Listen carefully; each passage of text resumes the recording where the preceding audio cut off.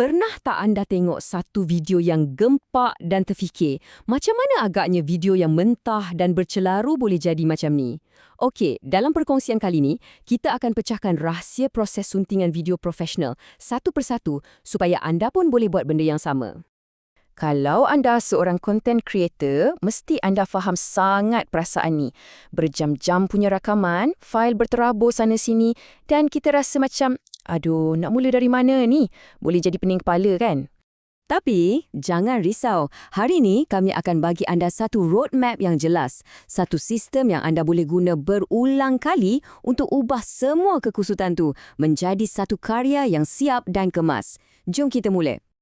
Okey, jom kita mulakan dengan bahagian yang pertama dan sejujurnya yang paling penting dalam mana-mana proses suntingan, persediaan dan organisasi fail. Percayalah cakap saya, langkah ni akan jimatkan banyak masa dan elakkan pening kepala di kemudian hari. Mula-mula sekali, kita kena faham dua bahan utama dalam video. Fikirkan macam kita nak buat sandwich. A-roll ni, ia adalah roti kita. Rakaman utama yang ada orang bercakap yang jadi struktur cerita. B-roll pula, ini inti dia. Macam mentega kacang dengan jam. Visual-visual tambahan yang buatkan cerita tu jadi lebih sedap dan menarik. Jadi, langkah praktikal pertama, susun file. Senang je. Mula-mula, buat satu folder utama untuk projek video anda.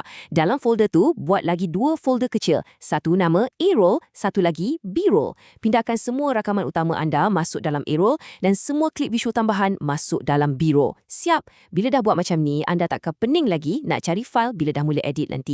Okey, fail kita semua dah kemas. Sekarang barulah seronok nak buka software editing. Jom kita bina tulang belakang cerita kita, iaitu suntingan A-roll. Ingat tak analogi sandwich kita tadi?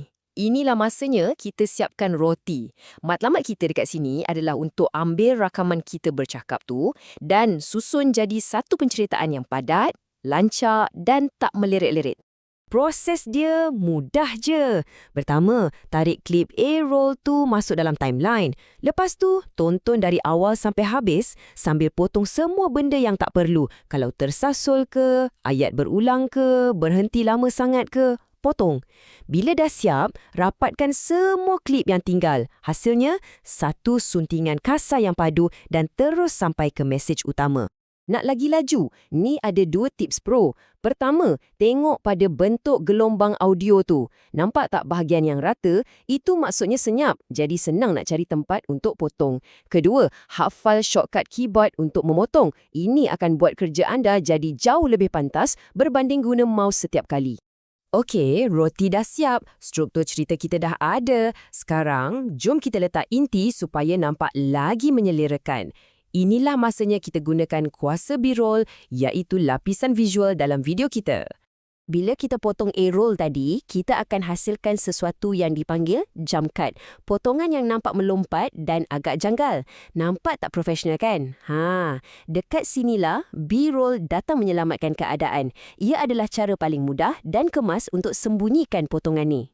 Jadi, ingat je peraturan mudah ni. Setiap kali ada jump cut dalam A-roll, letak satu klip B-roll dekat atas dia. B-roll ni bukan saja akan tutup potongan tu dengan cantik, tapi ia juga tolong gambarkan apa yang kita cakap. Video pun jadi lebih dinamik dan senang faham.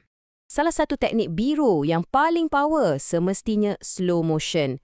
Kalau anda rakam video pada frame rate yang tinggi, contohnya 60 fps, anda boleh perlahankannya masa edit nanti untuk dapatkan efek sinematik yang smooth. Memang cun untuk bagi impak lebih pada visual. Okey, visual video kita dah nampak hebat. Tapi, jangan sesekali lupakan satu elemen yang selalu orang terlepas pandang tapi sebenarnya sangat-sangat penting. Audio. Jom kita tengok macam mana nak sempurnakan bunyi video kita. Untuk kawal audio, terutamanya volume muzik latar, kita akan guna satu benda, nama dia keyframe. Bunyi macam teknikal kan? Tapi percayalah, ia sebenarnya sangat senang nak guna dan sangat berkuasa. Caranya senang je. Letak lagu pada track audio yang berasingan, lepas tu rendahkan volume dia, mungkin sekitar negatif 30 desibel supaya tak tenggelamkan suara kita. Kemudian, guna keyframe untuk naikkan muzik masa intro dan turunkan balik bila kita mula bercakap. Akhir sekali, jangan lupa letak fade sikit di penghujung lagu. Barulah audio kita bunyi profesional. Ingat ya, audio adalah raja. Visual lawa macam mana pun, kalau audio teruk, orang takkan tengok. Gunakan alat mudah macam equalizer atau EQ untuk bagi suara anda bunyi lebih sedap.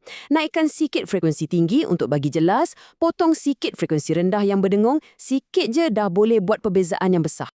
Okey, kita dah hampir sampai ke garisan penamat.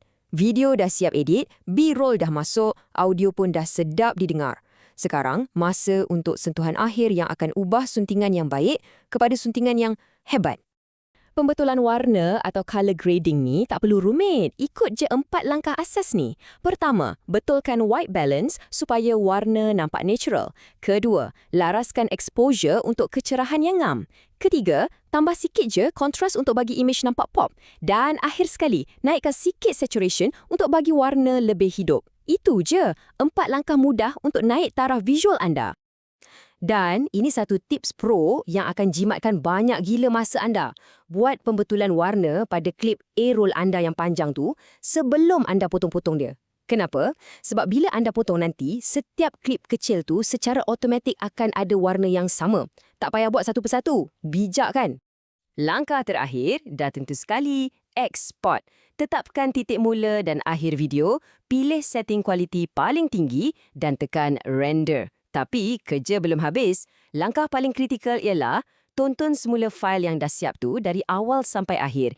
Ini peluang terakhir anda nak kesan apa-apa masalah sebelum orang lain tengok. Jadi, apa idea utamanya?